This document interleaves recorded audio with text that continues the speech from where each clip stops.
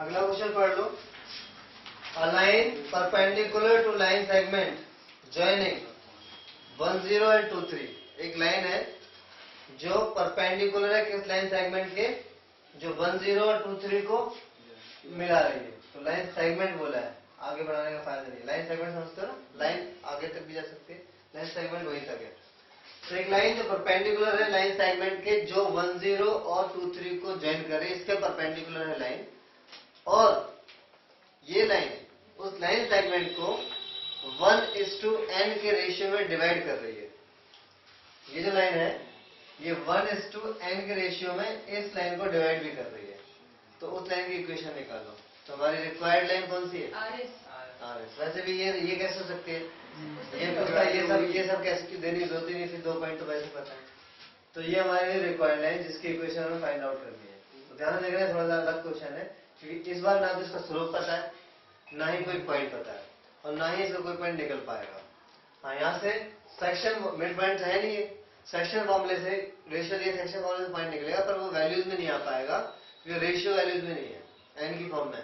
तो पॉइंट भी एन की टर्म्स में आएगा। क्लियर? किसी को समझ में आ रहा है कि क्वेश्चन कैसे हो सकता है, इस लाइन की क्वेश्चन कैसे आएगी? No idea? थोड़ा दिमाग तो लगा दो भाई। एक लाइन की इक्वेशन निकालने के लिए हमें क्या क्या चाहिए होता है? या तो एक पॉइंट और एक स्लोप, या 2 पॉइंट मेनली, अभी तक तो यही लगाए हैं। एक पॉइंट लाइन पे पड़ने वाला और उस लाइन का स्लोप अगर पता हो तो लाइन की इक्वेशन निकल आती है। पहला फॉर्मूला जो कि बहुत बार लग चुका है, y - y1 = m × x - x1। या दूसरा तरीका होता है उस लाइन में पड़ने वाले 2 पॉइंट पता हो तो दूसरा वाला फॉर्मूला लग जाता है 2 पॉइंट फॉर्म। यहाँ पे एक भी पॉइंट नहीं पता, दोनों की तो बात ही क्या है। पर पी क्यू के परपेंडिकुलर है ये तो पता है, परपेंडिकुलर बोला है, हाँ परपेंडिकुलर, हाँ तो परपेंडिकुलर तो है ही। तो पी क्यू का स्लोप आ जाएगा तो इसका भी आ जाएगा। ठीक है, नेगेटिव रेसिप्रोकल, अगर इसका स्लोप अगर 5 आया तो इसका आएगा -1/5। तो स्लोप तो निकल रहा है। ठीक है, अच्छा एस के कोऑर्डिनेट वैल्यूज में नहीं आएंगे, एन के टर्म्स में सेक्शन फॉर्मूले से, क्योंकि this point divide P Q in ratio 1:n। Section फॉर्मूले से पॉइंट भी आ जाएगा, एन की फॉर्म में एक पॉइंट पता चल जाएगा, स्लोप भी पता चल जाएगा, फर्स्ट फॉर्मूला लग जाएगा। स्टार्ट करें? हिला तो नहीं दिया? ठीक है, तो देखिए पहले स्लोप निकाल लेते हैं। ठीक है, slope of P Q, slope of P Q बोलो सब। y2 - y1 by x2 - हाँ ये फॉर्मूला है, फॉर्मूला लिखना चाहते हो लिख लो, y2 - y1 upon x2 - x1। तो y2 - y1 x2 - x1 3 - 3/1 यानी कि स्लोप आया। ठीक है, आयुषी स्लोप पी क्यू का है, आर एस का बिना फॉर्मूला लगाए बताओ, -1/5। सब लोग समझ, डायरेक्ट निकाल सकते हो ना।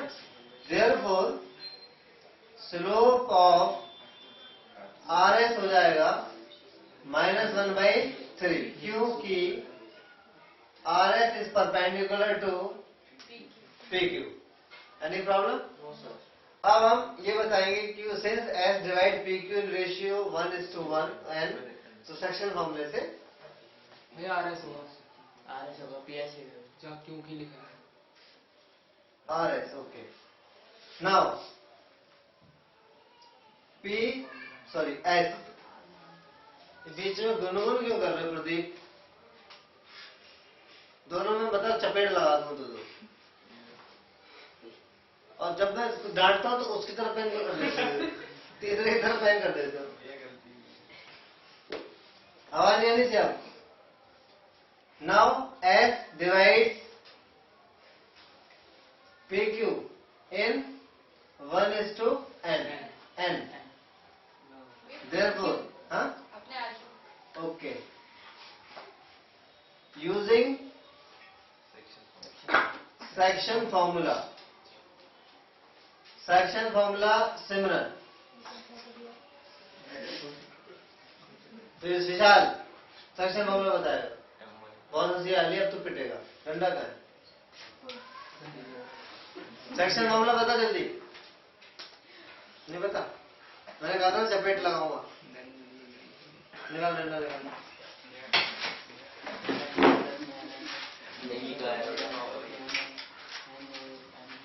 मैंने बोला था ना फॉर्मूले याद करके आओ।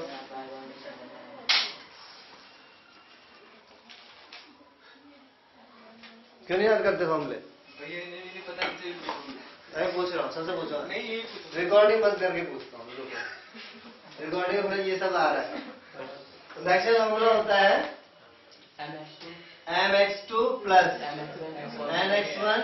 ये रिकॉर्डिंग वाले जो देखेंगे ना, जो कल दूसरी क्लास में, उससे ये हमारा फायदा है, वो पिट जाता है, हम तो पिटेंगे नहीं। आइए सुन के हंसेंगे। m plus n my2 ny1 upon m plus n। Okay, तो ठीक है, एस के अकॉर्डिंग देखिए, m x, ये m है मान लो, ये n है, n तो n है ही, m x2 m into x2 m into x2 1 into 2 plus n into x1 n upon m plus n। Okay Pradeep बोलो y वाली value.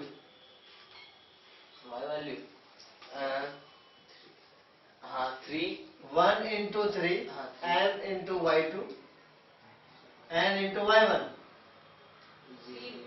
Upon 1 plus n। s के कोऑर्डिनेट हुए 2 plus n upon 1 plus n और 3 upon 1 plus n। इस line में जो required है, इसकी इक्वेशन चाहिए, इसका एक पॉइंट पता चल चुका है n की फॉर्म में, और स्लोप हमने यहाँ पे निकाला था। तो इक्वेशन ऑफ रिक्वायर्ड लाइन,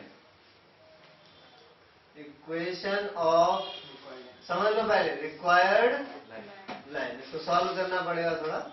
तो y minus y1 is equal to m into x minus x1। y minus y1, x का जो पॉइंट हो वही तो y1 यूज करेंगे, 3 upon 1 plus n।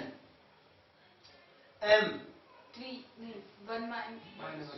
Slope of R S, हाँ minus 1/3 x minus 2 plus n 1 plus n। Okay, 3 को इधर ले आते हैं, तो 3y minus 9 upon 1 plus n, minus 1 को इंटू अंदर कर दीजिए, minus x plus 2 plus n upon 1 plus n multiply by 1 plus n।